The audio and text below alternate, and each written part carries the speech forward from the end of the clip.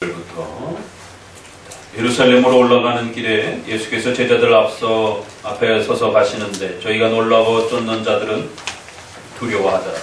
이에 다시 12 제자를 데리시고 자기의 당할 일을 일러 가라사대 보라 우리가 예루살렘에 올라가노니 인자가 대제사장들과 서기관들에게 넘기움에 저희가 죽이기로 결언하고 이방인들에게 넘겨주겠고 그들은 능욕하며 침뱉으며 채찍질하고 죽일 것이니 저는 3일 만에 살아나리라 하시니라. 아멘. 마가복음 10장은 거듭 몇 번에 걸쳐서 말씀드린 것처럼 특별히 우리 성도들이 어떻게 복음을 가지고 살아가야 될 것인가에 대한 삶에 대한 또 중요한 몇 가지 원리들을 국가와 관련돼서 또 결혼과 관련돼서 또 돈과 관련되어서 이렇게 아주 중요한 의식주와 관련된 삶의 또 윤리 문제들을 복음과 생활이 어떻게 조화를 이루며 또 잘 또 연합하면서 복음을 훼손하지 않으면서 또 우리 성도들의 삶을 하나님을 영화롭게 하는 방식으로 또 어떻게 살아가는 것인지를 계속적으로 또 소개하고 있습니다. 이제 두 본문 정도 남겨두고 있고요. 이제 한 번 더 국가에 대한 이러한 관련된 또 삶의 문제들을 다뤄주고 그리고 마지막으로는 믿음으로 구원받는다라고 하는 복음의 이 의미들을 하나의 사건을 통해서 다시 한번 소개하면서 10장을 끝내게 됩니다. 그러나 우리가 좀 더 관심을 가지고 보셔야 되는 이 마가복음에 아주 중요한 또 그 중심 주제가 있었다라고 말씀을 드렸습니다. 여전히 10장은 이처럼 우리의 또 복음을 가지고 살아가는 성도들의 삶의 이 내용들을 원리들을 가르쳐내면서도 그 전체적인 흐름이 중단되거나 또 놓치거나 또 혼동되지 않도록 다시 한번 복음의 그 핵심에 대한 중요한 원리를 짤막한 요약으로 한 번 더 소개하면서 이제 또 본문을 소개를 하는 것을 보게 됩니다. 앞서서도 두 번에 걸쳐서 예수 그리스도의 죽으심과 부활이 결국 이 8장, 9장, 10장으로 이어지는 마가복음의 중심의 중간쯤에 정도에 있는 이 본문에 있어서 가장 중요한 결국 마가복음에서 복음을 소개하는데 가장 중요한 핵심으로 그렇게 담아내고 있다는 것을 말씀을 드렸습니다. 그래서 첫 번째, 두 번째에 걸쳐서 이제 오늘 10장이 마무리되어지가는 그 과정 속에 마지막 세 번째로 다시 한번 예수님의 죽으심과 부활에 대한 부분들의 의미를 놓치지 않기 위해서 앞서 소개되었던 그 내용, 그 흐름을 따라서 그리고 약간씩 조금 더 추가되어지는 그 내용들을 보강하면서 예수님의 죽으심과 부활이 왜 그토록 중요한 것인지 결국 마가복음이 전체에서 말해주고 싶어 했던 복음의 시작이다라고 했던 복음의 그 요체, 복음의 핵심, 복음의 모든 것 바로 그것은 예수님의 죽으심과 부활이라고 하는 이 소중한 이 내용을 결코 잊어서는 안 된다라고 하면서 세 번에 걸쳐서 각 중요한 또 흐름 안에서 우리에게 강조하면서 또 말씀해주고 있는 것을 보게 됩니다. 이제 마지막 세 번째 내용을 통해서 다시 한번 우리는 예수님의 죽으심과 부활을 통해서 소개되어지는 복음이라고 하는 이 영광스러움이 얼마나 감격스럽고 귀한 것인지를 다시 한번 오늘 이 본문을 통해서 더욱 깊이 또 마음에 새겨가는 시간이 되시기를 바랍니다. 특별히 오늘은 이 본문과 관련해서 이제 또 성찬과 관련된 또 이러한 그 말씀으로도 연결해서 또 함께 더불어서 또 배워가는 시간들을 갖고자 합니다. 우리가 몇 번에 걸쳐서 이렇게 성찬에 대한 중요한 또 의미들을 소개해드렸습니다. 또 오늘도 우리에게 또 새로 처음 성찬에 또 이렇게 참여하는 또 귀한 성도들을 우리가 맞이합니다.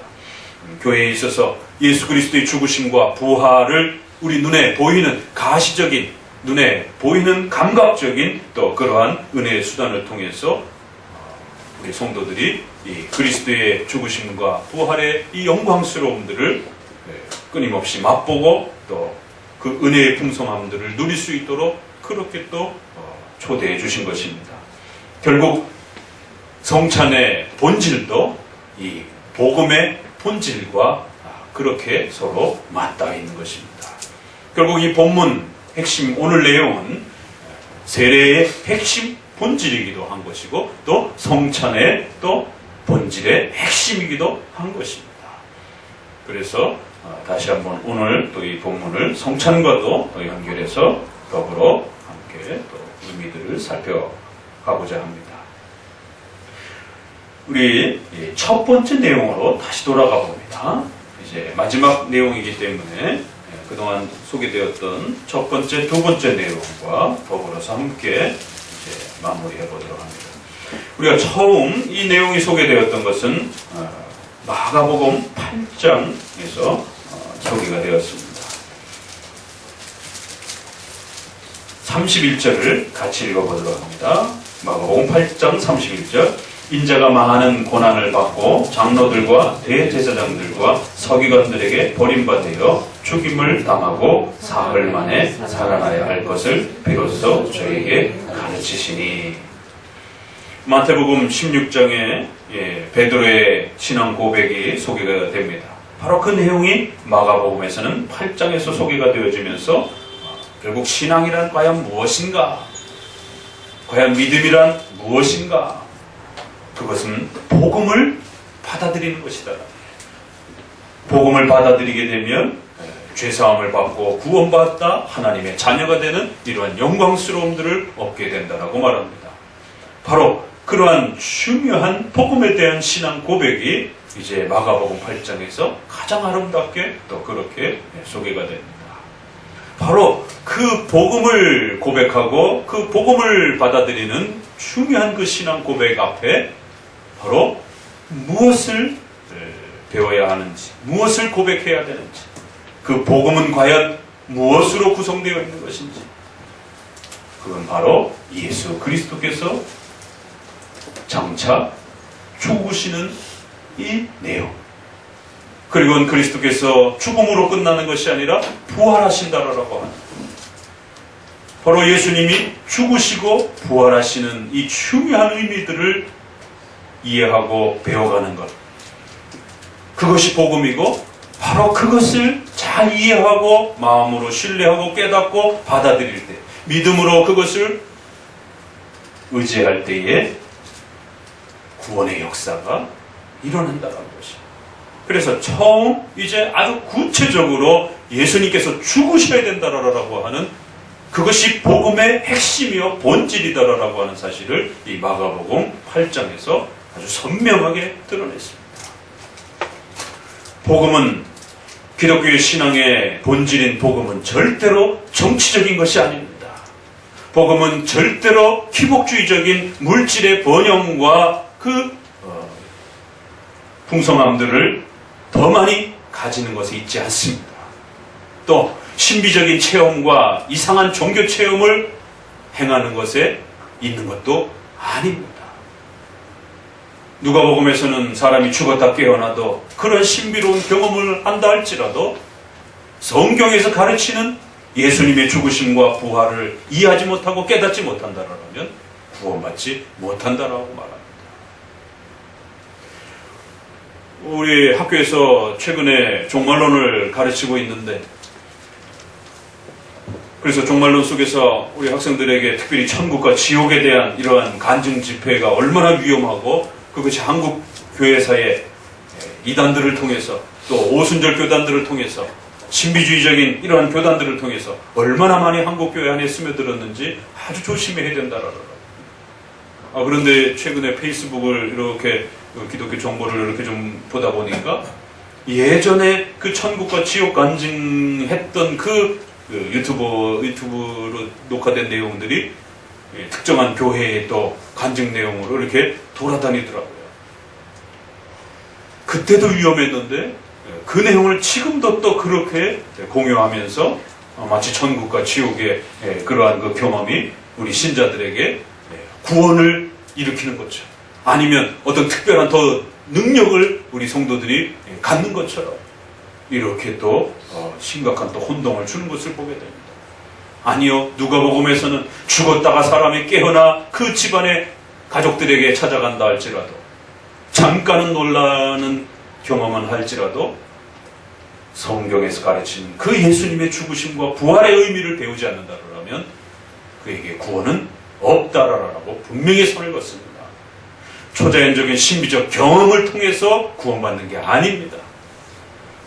기도해서 부귀영화와 사회적 신분의 영광을 누렸다고 해서 그것이 구원의 열매가 아닌 것입니다.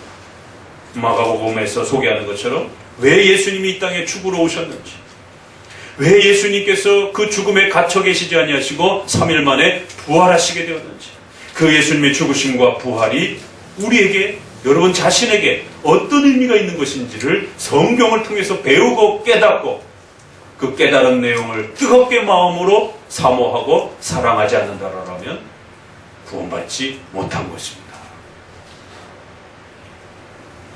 두 번째로 넘어가 봅니다.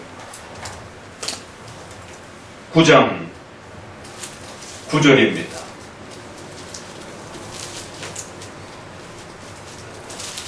9장 9절 같이 읽어봅니다. 저희가 산에서 내려올 때에 예수께서 경계하시되 인자가 죽은 자 가운데서 살아날 때까지는 본 것을 아무에게도 이르지 말라 하시니, 저희가 이 말씀을 마음에 두며 서로 문의하되 죽은 자 가운데서 살아난 것이 무엇일까 하고, 계속해서 이 문맥의 중심이 바로 이것이다라는 것을 놓치지 않도록 성도들에게 한 번 더 잠깐 반복합니다.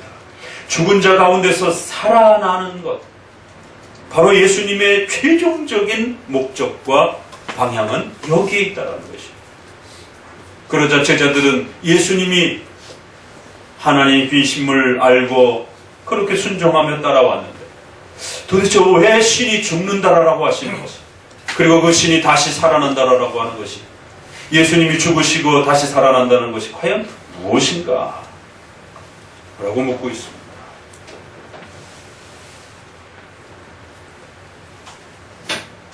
(9장 30절에) 이제 두 번째 내용이 다시 한번 소개가 됩니다. 9장 30절을 같이 읽어봅니다. 그곳을 떠나 갈릴리 가운데로 지날새 예수께서 아무에게도 알리고자 아니하시니, 이는 제자들을 가르치시며 또 인자가 사람들의 손에 넘기워 죽임을 당하고 죽은 지 3일 만에 살아나리라는 것을 말씀하시는 용거더라. 그러나 제자들은 이 말씀을 깨닫지 못하고 묻기도 무서워하더라. 예수님께서 메시아로서 이 땅에 오셨다라고 성경은 말합니다. 그 예수님은 단순한 인간이 아니라 두 번째 위격이신 성자 예수님이시고 하나님이시다라고 말합니다. 그 하나님이신 성자 예수님께서 이 땅에 인간의 몸을 가지고 오셨다라고 말합니다. 그런데 놀라운 것은 그렇게 몸을 취하신 이유는 죽으시기 위함이다. 그리고 죽음에서 끝나는 것이 아니라 다시 부활하시기 위함이었다라고 말하고 있는 것입니다. 예수님의 죽으심과 부활의 이 내용은 아무나 그렇게 깨달을 수 있는 내용이 아니다라고 말합니다. 어떻게 보면 너무나도 간단하고 너무나도 쉬운 내용인데 제자들은 이 말씀을 깨닫지도 못하고 묻기도 무서워하더라라고 말합니다. 이제 겨우 첫걸음을 뗀 제자들입니다. 아예 몰랐다는 얘기가 아니라 이제 그 예수님을 믿음으로 고백하고 따라오는 제자들조차에게도 예수님의 죽으심과 부활의 이 내용은 굉장히 깊은 내용이고 굉장히 풍성한 내용이고 어마어마한 내용이라는 그런 뜻을 담고 있는 것입니다. 그래서 그 제자들조차도 그 풍요로움과 그 어마어마한 깊이들을 다 풍성하게 이해하지 못하고 있었다라고 말합니다. 그만큼 예수님의 죽으심과 부활은 간단한 것 같은데도 이것은 아무나 깨달을 수 있는 것도 아니고 누구나 깨달을 수 있는 것도 아니고 오직 하나님이 택하신 또 하나님이 부르신 그 백성들만이 이 귀한 복음의 의미들을 깨달을 수 있다라고 말합니다. 신이 살아계신다. 성경에서 말하는 삼일체 되신 참되신 하나님이 살아계신다. 여기서부터 어려워지는 것이죠. 그 성경에서 말하는 삼일체 되신 하나님만이 유일한 신이다라고 말하는 것이 여기서부터 첫 걸림돌이 되는 것이죠. 그러면 수많은 이 땅에 존재하는 신을 섬기는 수많은 종교들은 가짜가 되는 것입니다. 불교, 힌두교, 유교부터 수많은 그런 종교적 신들을 섬기며 자신들의 신앙을 고백하는 수많은 종교들은 다 가짜가 되는 것입니다. 기독교의 신만이 진짜 신이요 나머지는 다 가짜라는 것입니다. 여기부터 첫 걸림돌이 되는 것입니다. 왜 너네 신만이 진짜요? 다른 신은 다 가짜라고 이야기하느냐라고 수많은 종파의 사람들이 기독교를 손가락질하고 욕을 합니다. 그래서 아무나 믿을 수 있는 게 아니에요. 아무나 받아들일 수 있는 것이 아니에요.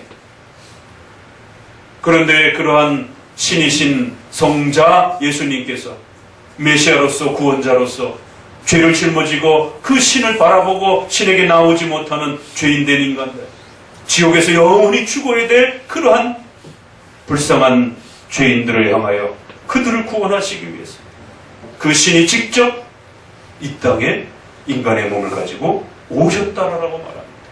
오늘도 우리가 사도신경을 고백하면서 그 외아들 우리 주 예수 그리스도께서 성령으로 잉태하사 동정녀 마리아에게 나셨다라고 말합니다. 이 세상 그 어디에도 신이 인간을 사랑하고 구원하기 위해서 친히 인간의 몸을 가지고 이 땅에 오셨다라고 말하지 않습니다. 인간의 부패하고 죄악된 삶 속으로 그 신이 친히 낮아지셔서 그 어마어마한 신이 그렇게 자신을 낮추셔서 우리의 삶 속으로 오셨다라고 그 어떤 종파에서도 말하지 않습니다. 세상의 수많은 종파의 그러한 신들은 끊임없이 대접받기를 원하고 끊임없이 인간에게 뭔가를 요구하고 끊임없이 인간의 희생을 요구하고 있는 그러한 방식으로 그들에게 신앙을 요구합니다. 그래서 세계 곳곳의 수많은 종교들은 끊임없이 인간의 헌신과 희생과 끊임없이 인간의 수많은 그러한 노력들을, 헌신들을 요구합니다. 의식주와 관련된 사람들의 수많은 희생들을 신은 배부르고 인간은 점점 더 가난해질지라도 그 신이 만족할 때까지 희생을 드려야 한다라고 합니다. 가혹한 그 희생과 헌신을 요구하면서 신을 기쁘게 해야 한다라고, 그리고는 그러한 신을 대행하는 수많은 종교 지도자들이 결국 자신들의 배를 불리며 권력과 재산을 독차지하며 사람들을 고통 속에 가두어두는 그러한 폭행들이, 종교적 폭행들이 세계 곳곳에서 그렇게 종교의 이름으로 행해지고 있는 것을 보게 됩니다. 그러나 성경에서 말하는 하나님은 그 모든 신적 권위와 명예를 내려놓으시고 낮고 천한 인간의 삶 속으로 친히 인간의 몸을 취하여 이 땅에 오셨다라고 말합니다. 여기에서 수많은 사람들이 걸려 넘어진 것입니다. 그럴 수 없다라고. 어떻게 신이 인간을 그렇게 사랑할 수 있느냐라고 말합니다. 고난받으시고 채찍을 받으시고 희롱당하시고 무시함을 당하시고 그렇게 고초를 당하시면서 인간의 낮고 천한 삶으로 신이 이 땅에 오셨다라고 말하는 거죠. 한편으로는 어떻게 신이 그 영광스러움을 낮출 수 있느냐라고 거부합니다. 또 한편으로는 어떻게 신이 인간을 그토록 사랑할 수 있느냐라고 이해할 수 없다라고 거부합니다. 왜요? 다른 많은 신들은 끊임없이 인간에게 뭔가 무지막지한 희생을 요구했기 때문에. 그리고 세 번째로는 그 메시아이신 예수 그리스도께서 인간이 받아야 할 벌을 대신 받기 위하여 친히 죽으셨다라고 말합니다. 세 번째 걸림돌에서 이제 더 이상 다가오지 못하는 것이죠. 왜 우리가 죄인이어야 하느냐라고 반문합니다. 또 그리고 왜 그분이 우리의 죄를 대신 짊어지느냐라고 또 반문합니다. 어떻게 신이 인간의 죄를 대신 짊어질 수 있느냐라고. 왜 우리가 죄인이어야 하느냐라고. 죽으심은 반드시 인간의 죄와 맞물려 있는 것입니다. 죄 때문에 그 죄값을 해결하기 위하여 죽으시러 오셨다라고 말하는 것입니다. 그래서 성경에서 말하는 그리스도의 죽으심을 이야기하면 많은 사람들은 당장 거부합니다. 왜 내가 죄인입니까? 나는 죄인이 아닙니다. 이방 종교에서 그 신에게 희생하는 수많은 헌신과 희생들은 자기 그 원하는 것을 얻기 위한 희생이지, 자기 자신들을 죄인이라고 그렇게 인정하고 고백해서 그 신에게 나가서 자신의 죄를 해결해 달라고 그렇게 요구하는 희생은 아닌 것입니다. 자기들의 소원을 이루어 달라고 하는 희생일 뿐인 것이에요. 그 어느 종교에도 자신을 죄인이라고 그렇게 사람들이 자기 자신들의 죄를 인정하고 그렇게 신에게 나아가 그 죄값을 해결해 달라고 요구하는 희생과 헌신이 아니라는 것입니다. 그런데 성경에서는 그 메시아가 이 땅에 오신 이유는 십자가에 죽으신다라고 하는 이 독특한 죽으심은 인간이 하나님 앞에 범죄하여 죽어야 하는 이 영원한 지옥의 형벌이라고 하는 바로 이 죄값에 대한 문제를 우리에게 요구하고 있고 가르치고 있고 지적하고 있다는 것입니다. 우리는 죄인입니다. 우리는 하나님 앞에 영원히 벌받아 지옥에서 하나님 앞에 정죄받아야 되는 죄인들이라고 하는, 그래서 그 죄값을 해결하기 위하여 반드시 누군가는 대신 죽어야 된다라고 하는, 여러분이 죽지 않는다라면 다른 누군가가 반드시 죽어야 된다라고 하는 이 죄값에 대한 문제를 우리에게 가르치고 깨우치고 있습니다.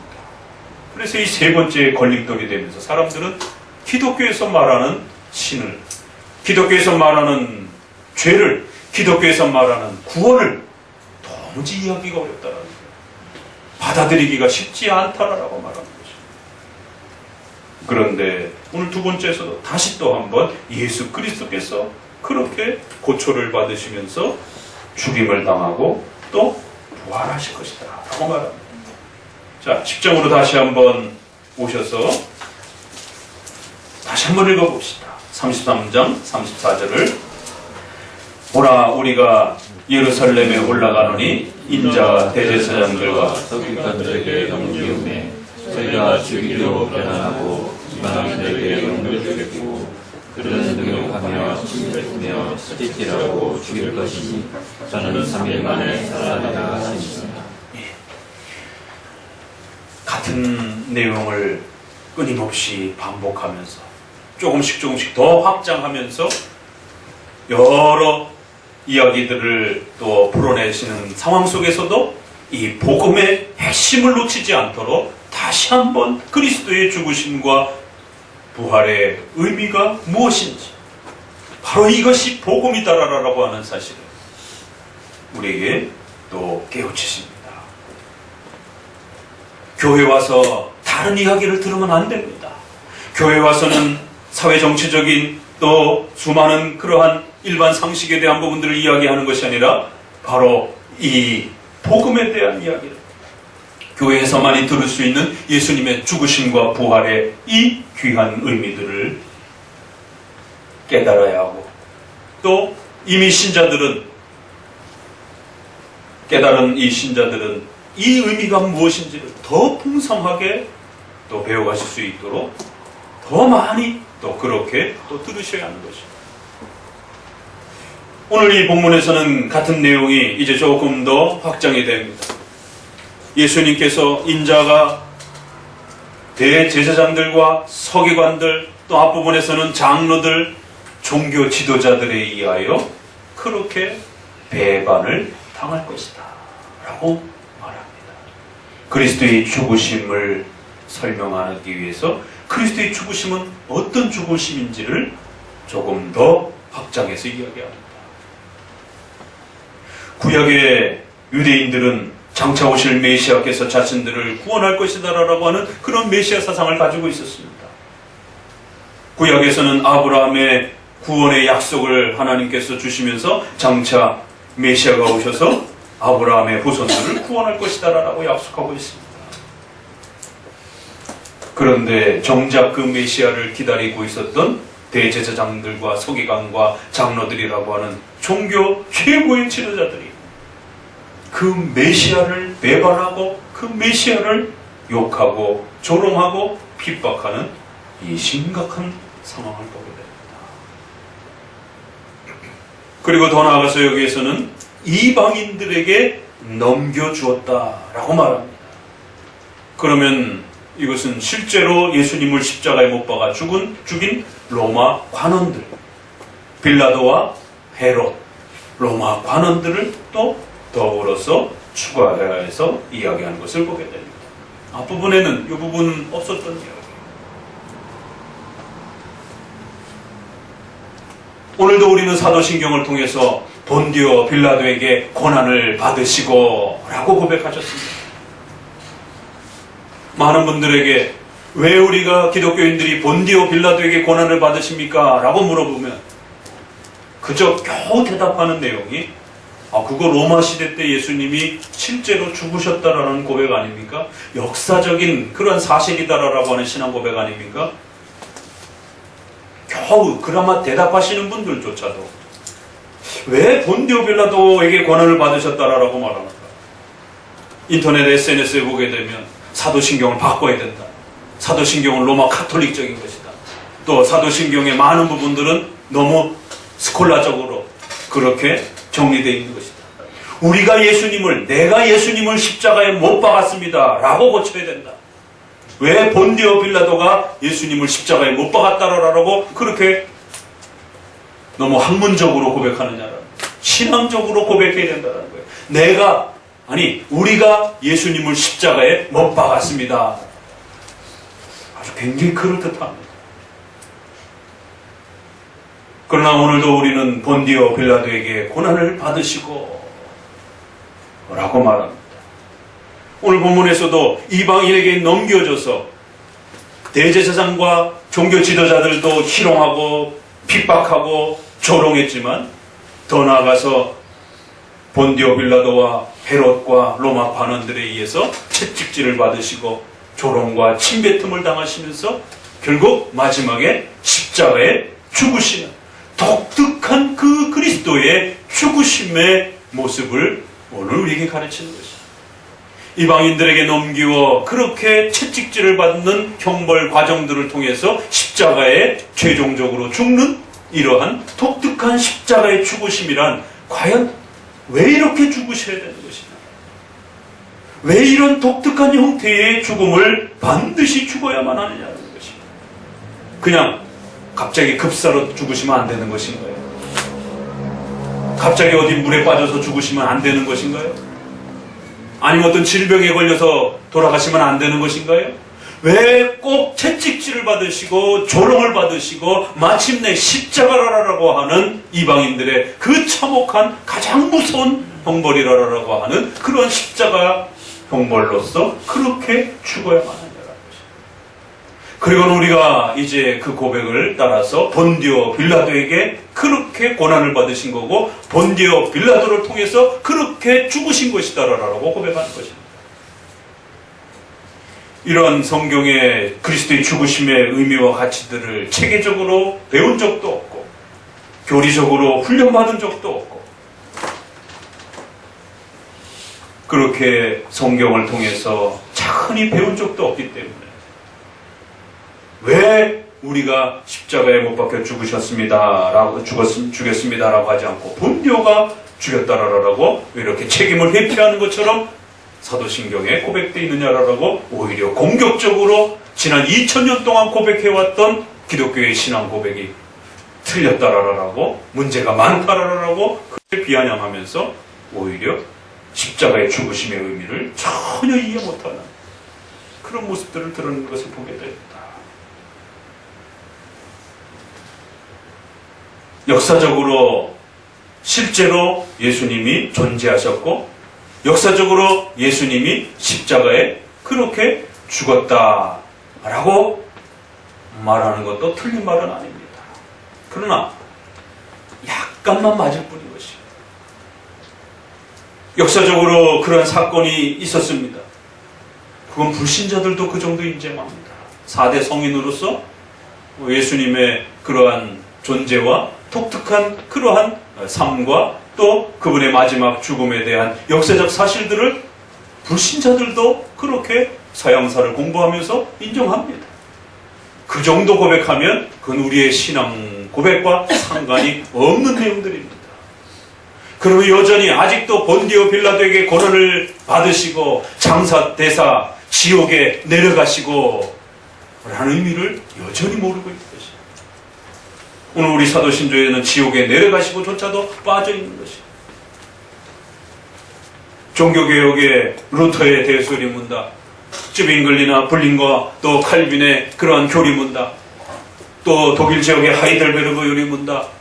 영국 지역의 웨스민스터 신앙고백안에 그 모든 종교개혁 고백안에 장사대사 지옥에 내려가시고 라는 고백이 문자적으로도 고백되어지고 아니면 그걸 해석해서 고백하기도 하고 다양한 방식으로 지옥에 내려가시고가 우리 기독교인의 신앙 고백에서 절대로 빠져서는 안 되는 바로 신앙 고백의 본질이요 핵심이다라고 그렇게 가르쳐왔던 것입니다. 그런데 어느 순간 교회에 장사대사 지옥에 내려가시고 3일 만에 부활하시고 라고 하는 이 중요한 기독교의 복음의 본체요 핵심인 이 가르침이 사라져버렸어요. 그러다 보니 점점 교회 안에서 복음이 무엇인지를 잘 모르는 것입니다. 복음은 돈 많이 버는 거 아닌가요? 복음은 병치료 받는 거 아닌가요? 복음은 정치적으로 뭔가 성공하는 거 아닌가요? 복음은 뭔가 신비 체험하는 거 아닌가요? 이러고 있는 것입니다. 교회를 위하여 우셔야 될 때가 되었습니다. 우리 기독교 신앙의 근본 자체가 위협을 받고 흔들리는 그런 시대가 되었습니다. 복음이 무엇인지를 모르는 시대가 되었습니다. 정말 우리가 목숨을 바쳐서 지켜야 될 신앙 고백과 우리 자손들에게 물려줘야 될 가장 중요한 자산인 돈을 수억씩 물려주는 것보다 우리의 자손들이 지옥의 형벌로부터 하나님의 무서운 정죄로부터 구원받는 이 감격스러운 비밀, 구원의 비밀, 바로 이 복음의 핵심인 그리스도의 죽으심과 부활의 의미를 계승시켜줘야만이 되는 것입니다. 그런데 오늘 우리 시대에는 그 중요한 의미들을 우리 스스로 까먹고 모르고 삭제시켜버리고 그리고 다른 의미로 각색해서 교회 안에서 더 이상 복음에 대해서 이야기해주지 않는 우리의 죄에 대해서 이야기해주지 않는 십자가의 죽으심과 부활을 통한 구원의 의미를 가르쳐주지 않는 그런 시대가 되어버린 것입니다. 그리스도의 죽으심은 단순한 죽음이 아니라 하나님 앞에 정죄받는 형벌의 죽음이라는 사실을 성경은 우리에게 가르칩니다. 우리가 받아야 될 하나님 앞에 아담으로부터 시작된 그 원죄, 불순종함으로 선악과를 먹고 범죄하여 그 인류의 모든 후손이 이제 원죄를 함께 짊어지며 모두가 타락하여 지옥의 형벌을 받은 이 무서운 무시무시한 하나님의 정죄. 그리하여 우리는 그 정죄 때문에 죄에 대한 책임이 발생이 됐고 그 죄에 대한 책임 때문에 이제 영원히 지옥에서 벌 받아야 되는 그러한 죄인들이 된 것입니다. 후손들이 같은 죄를 범했던 안 했던 상관없는 것입니다. 이제는 인간으로 태어나는 아담의 후손으로 태어나는 모든 인류의 후손들은 우리가 아담으로부터 그 육체와 영혼을 물려받는 것처럼 그 죄까지도 인간으로 태어난 모든 후손들은 함께 죄값을 물려받는 것입니다. 그것이 성경에서 말하는 죄입니다. 도덕적으로 거짓말을 했고 무슨 살인죄를 범하는 이러한 죄의 열매의 문제가 아니라 그 죄를 가능케 하고 열매케 해야 하는 바로 원죄. 근원적인 본성적인 하나님을 싫어하고 미워하고 또 더 나아가 아담의 그 죄로부터 모든 인류의 후손들이 그 죄값을 함께 물려받는 원죄. 그래서 원죄란 아담의 첫 죄라라고 말하기도 하는 것이고, 우리 자신과 관련해서는 우리 인간의 본성으로부터 하나님을 싫어하는 그런 근원적인 본성적 부패를 또 원죄라라고 포함해서 다 원죄라 말하는 것입니다. 우리 아이들은 태어나면서부터 인식이 생기기 시작하면 그 순간으로부터 저절로 하나님 믿지 않습니다. 아주 태생적으로 태어날 때부터 하나님을 믿지 않습니다. 하나님을 싫어합니다. 교회 나오기 싫어합니다. 그 어떤 인간도 자발적으로 교회를 나오려고 하지 않습니다. 그렇게 태생적으로 본성적으로 하나님을 싫어하는 근원적 부패의 원죄의 그 본성을 갖고 있는 것이죠. 그리고 아담의 죄값으로 또 그렇게도 또 우리는 죄인으로서의 정죄를 받고 있는 거죠. 바로 이 정죄 때문에 지옥에서 영원히 죽어야 한다라고, 영원히 벌받으며 하나님으로부터 멀어진, 하나님으로부터 그렇게 심판받는 무서운 두려움과 공포를 겪으며 영원히 지옥에서 살아야 되는 이 지옥의 형벌을, 죄값을 성경은 우리에게 가르쳐주고 있는 것이에요. 그래서 바로 그 죄값을 대신 치루어 주시기 위해서, 바로 그 원죄를 대신 해결해 주기 위해서, 그 정죄를 해결해 주기 위해서, 그 죄값을 해결해 주기 위해서 하나님의 정죄와 하나님의 그 무서운 심판을 대신 받으신다는 거예요. 인간이 죽어야 되는 것을 대신 메시아가 죽으신다는 것이에요. 인간이 받아야 되는 죄값을 메시아가 대신 그 죄값을 받으신다는 거예요. 하나님으로부터 무서운 정죄를 메시아가 대신 그 정죄를 받는 것이에요. 예수님의 죽으심은 그런 의미를 가지고 있는 것이에요. 그래서 단순한 죽음이 되어서는 안 되고, 일상적인 죽음이 되어서는 안 되고, 반드시 정죄를 더욱 강조하고, 또 구약에서 그렇게 예언되었던 그 정죄의 상징적인 그러한 모습이었던 십자가의 죽음이라고 하는, 그리고 반드시 죽음의 그 결과를 드러내서 알려줘야 되는 장사됨이라고 하는, 반드시 죽었다라고 하는 확증을 나타나기 위하여 장사되셨다라고 하는, 장례를 치르셨다라고 하는, 그리고 하나님의 무서운 정죄와 형벌의 심판을, 죄인이라라고 하는 무서운 정죄를 받으셨다라고 하는 것을, 우리 대신 정죄를 받으시는 것입니다. 그것을 우리는 본디오 빌라도에게 고난을 받으시고, 본디오 빌라도는 개인이 아니라 로마의 최고 형법 제도를, 또 형벌을, 법제도를 이루어가는 이 세상의 최고의 재판정인 것입니다. 그래서 이 땅의 재판정을 통해서 그리스도께서 무죄하신 분임에도 불구하고 죄인으로서 그렇게 정죄를 받는 그러한 형벌을 받으시는,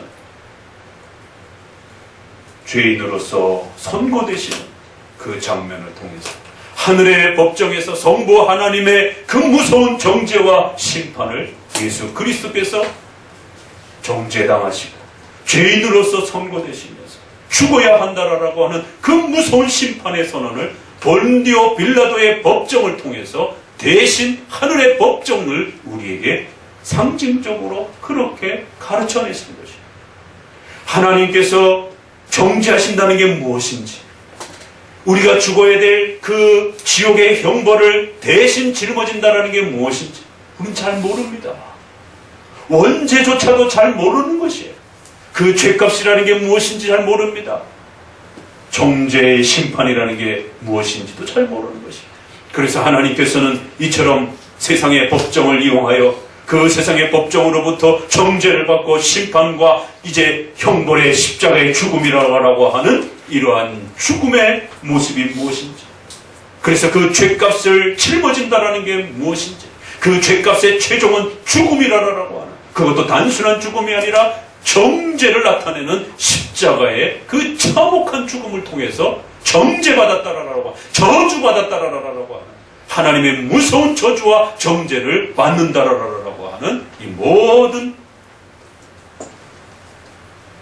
구원의 신비로운 그 정죄받으심과 죄값을 치르심과 우리의 죄를 대신 짊어지시고 우리 때문에 대신 벌받는, 대신 심판을 받는 그러한 형벌받으심의 모습을 이 땅의 법정을 통해서 죄인이 선고되고 그 죄값으로 정죄의 죽음을, 참혹한 죽음을 죽는 그 빌라도의 법정을 소개하면서 하늘의 법정을 우리에게 소개해주고 알려주는 것입니다.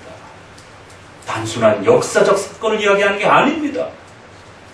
하늘의 법정으로부터 아담과 그 모든 인류의 후손 우리 모두가 벌받았습니다. 그것이 창세기 3장의 선언인 것입니다. 이제 마가복음을 통하여 본디오 빌라도에게 고난을 받으시고 라는 고백을 통하여 하늘의 법정을 통하여 우리가 받아야 되는 모든 그 죄값이 그리스도에게 선고되어지고, 그리스도께서 무죄하심에도 불구하고 죄인이라 그렇게 판정받으시고, 그리고 이제 그 저주와 정죄의 그러한 내용인 십자가의 죽음으로써 그렇게 치욕스러운 죽음을 죽으시는 그 장면을 보여주는 것입니다. 그래야 우리가 하늘의 법정에서 최후 심판의 그 형벌을 통하여 죽어야 되는 하나님의 정죄, 하나님의 무서운 저주의 선언, 그리고 하나님의 무서운 저주와 정죄의 지옥의 영원한 형벌의 죽음이라고 하는 하늘의 심판과 법정을 우리가 왜 죽어야 되는지, 우리가 왜 죄인인지, 우리가 어떻게 죽어야 되는지, 그리고 우리가 어떻게 영원히 벌받아야 되는지에 대한 그 정죄와 또 심판과 형벌의 모습을 이 땅의 법정을 빌어서 하늘의 그 무서운 정죄와 심판과 형벌의 죽음의 그 모습을 우리에게 보여주고 있는 것입니다. 그래서 우리는 신앙 고백을 통하여 본디오 빌라도에게 고난을 받으시고 라고 고백하면서 바로 예수님의 이 죽으심은 단순한 역사적인 죽음도 아니요, 단순한 그런 일상적인 죽음도 아니요, 바로 우리가 받아야 될 하늘의 그 법정에서 하나님의 저주와 정죄와 그 심판과 지옥의 형벌을 대신 예수님께서 이 땅의 법정에 그러한 저주와 형벌을 통해서 받으시면서 하나님의 저주와 하나님의 정죄를 우리에게 가르쳐 주신, 바로 우리의 죄를 대신 짊어지시고 하나님의 정죄와 저주를 받으시는 그러한 죽음이십니다.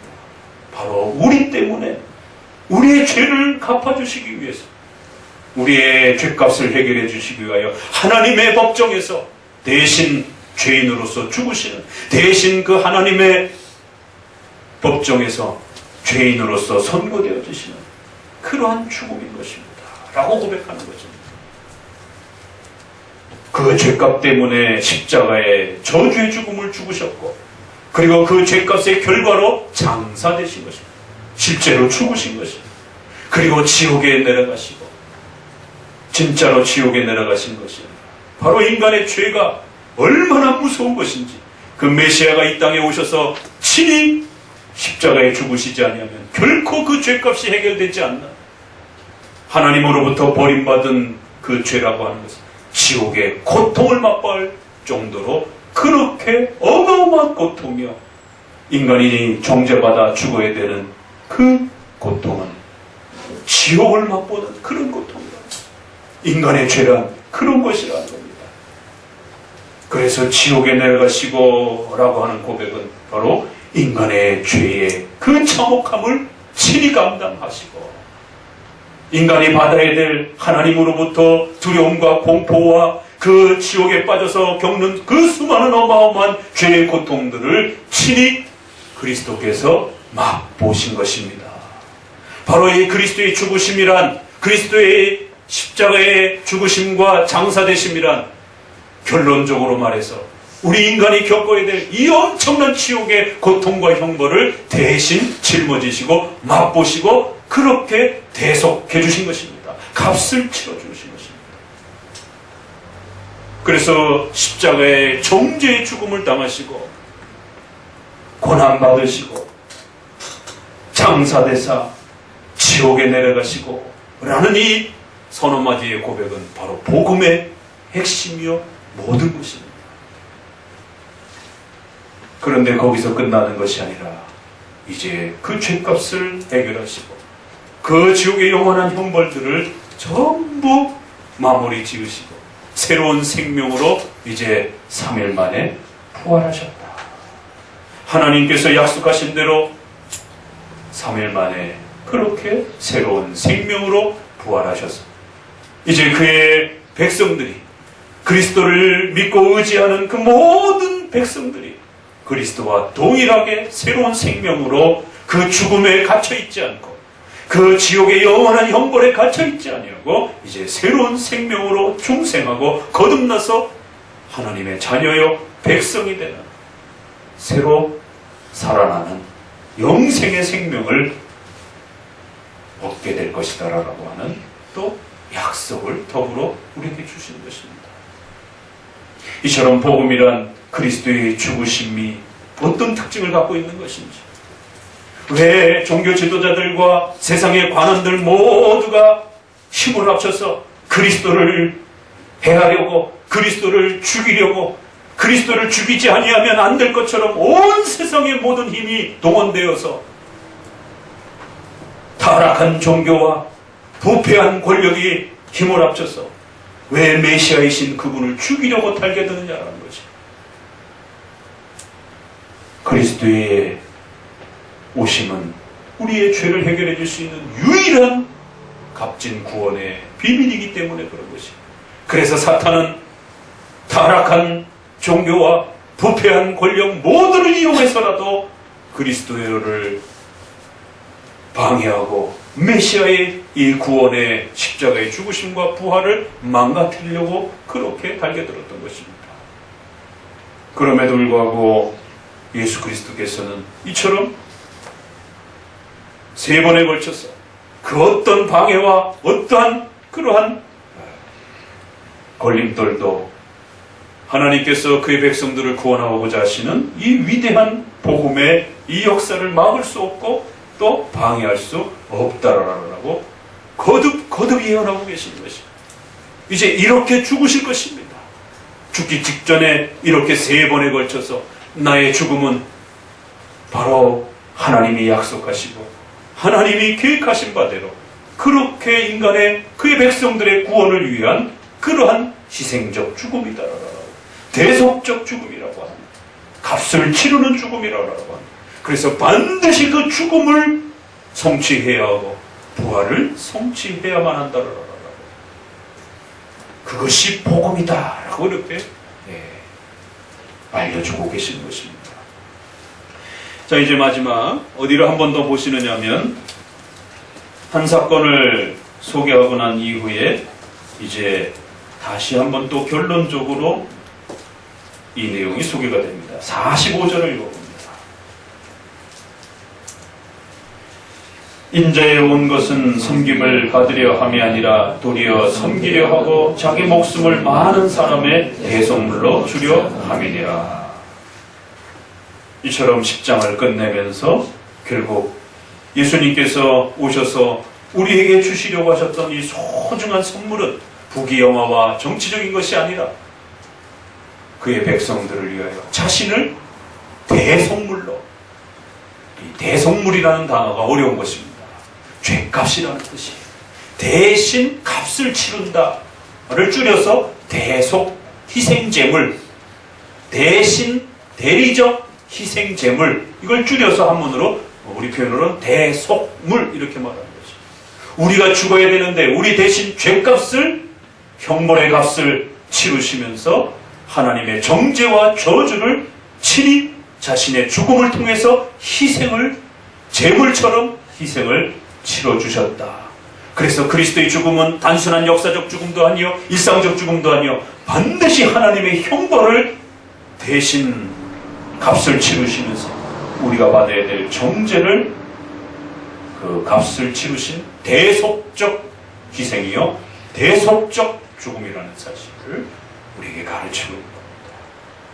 복음이란 이처럼 예수님께서 우리가 치러야 될 그 무서운 정죄와 형벌의 값을 예수님이 대신, 우리 대신 값을 치러주시고 죽으시고, 그리고 이제 그의 순종과 고난을 통하여 하나님 앞에 의롭게 여겨주신 그 모든 내용들을 우리에게 주심으로 우리가 다시 살아날 수 있는 이 대속적 희생과 영생의 이 귀한 복음의 이 비밀이 바로 구원의 핵심 내용을 말하는 것입니다. 그렇기 때문에 마가복음은 끊임없이 예수님의 죽으심이 무엇인지, 그 죽으심의 가치가 어떤 뜻인지 끊임없이 우리에게 이 내용을 가르쳐 내고 있는 것입니다. 자, 이제 우리 주보를 통해서 이 내용을 성찬을 통해서 우리에게 확대해 주시고 또 그 풍요로움을 맛보게 해 주신 또 그 내용들을 마지막으로 살펴보도록 합니다. 결국 그리스도의 죽으심과 부활의 이 영광스러움은 성찬을 통해서 우리에게 더욱 풍요롭게 그렇게 펼쳐지고 있다라고 말하고 있습니다. 웨스트민스터 29장 성찬에 관하여를 읽어봅니다. 우리 주 예수께서 배신당하시던 밤에 성찬으로 우리는 자기의 몸과 피에 관한 승려를 그의 교회에서 세상 끝날까지 지키도록 제정하셨다. 이것은 그의 죽음으로 인한 자신의 희생을 계속적으로 기념하기 위해 참된 신자들에게 미치는 그 희생의 모든 혜택을 인치기 위해 그리스도 안에서 그들의 영적 양육과 성장을 위해 제정하신 것이다. 또한 그들이 주님께 빚지고 있는 모든 의무들을 더 잘 이해하도록 하기 위해, 그리고 그리스도의 신비한 몸의 지체로서 그리스도와의 교제와 그들 상호 간의 교제에 매는 줄과 보증이 되도록 제정하신 것이다.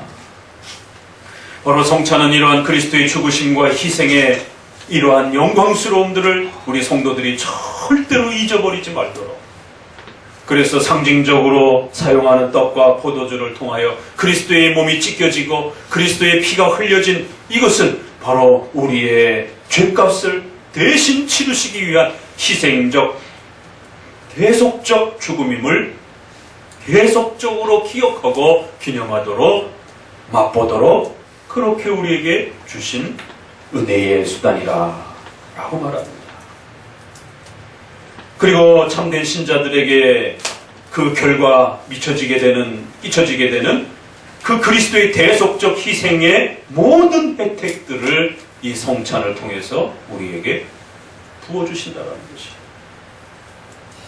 그리고 세 번째, 그들은 영적 양육과 성장을 이제 이 성찬을 통해서 맛보게 된다는 것입니다. 복음을 통해서 우리에게 주셨던 그리스도의 죽으심과 부활하심의 이 영광스러움을 성찬을 통해서 계속적으로 우리의 성도들의 영적 양육과 성장을 도우시면서 그리스도의 부활하심과 죽으심의 이 혜택과 효력이 우리 안에 더욱 풍성하게 자라가도록 그렇게 도우셔서 건강한 성도들과 또 더욱 성장하는 그런 성도들로 키워내실 것이다라고 그렇게 약속하고 있는 것입니다. 그리하여 마침내 우리 성도들이 주님께 빚지고 있는 모든 의무들을 더욱 잘 이 땅에 살아가는 동안 그렇게 책임감 있게 신자로서 감당할 수 있도록 그렇게 도우실 것이다. 여러분은 주님께 빚지고 있다는 사실을 명심하셔야 됩니다. 주님께 빚지고 있는 모든 의무들을 기억해내셔야 된다는 거예요. 우리의 나태함과 게으름 때문에 우리는 자꾸 잊어버리고 살아갑니다. 그래서 이 성찬을 통하여 우리가 어떤 빚을 졌는지, 그 메시아이신 예수님께 우리가 어떤 빚을 졌는지, 우리가 죽어야 될 그 정죄의 죽음을, 우리가 영원히 맛봐야 될 그 지옥의 그 사망의 고통을 주님께서 친히 짊어지셨고 친히 그 희생을 치르셨다라는 그 빚을 우리는 진 겁니다.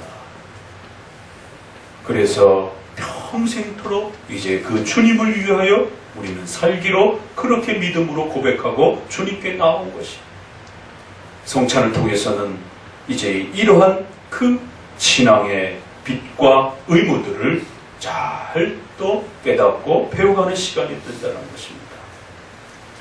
그런데 이러한 신앙적 의무들은 혼자만 감당하는 것이 아니라 바로 예수 그리스도께서 세워주신 그리스도의 몸인 교회의 성도들 전체와 함께 그리스도와의 교제와 그 성도들 간의 교제와 함께 연합하면서 하나된 교회로서 서로 연합하고 사랑하며 하나님의 교회, 그리스도의 신부를 세워가는 이러한 복음적 사명들을 또 감당하도록 그렇게 이 성찬에서 또 우리는 새로운 다짐과 힘을 얻게 된다라고 말하고 있습니다.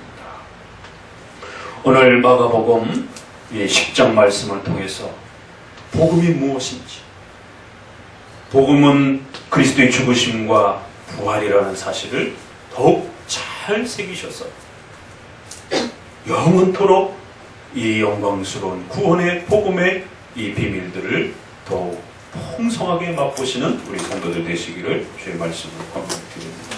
기도합니다. 하나님,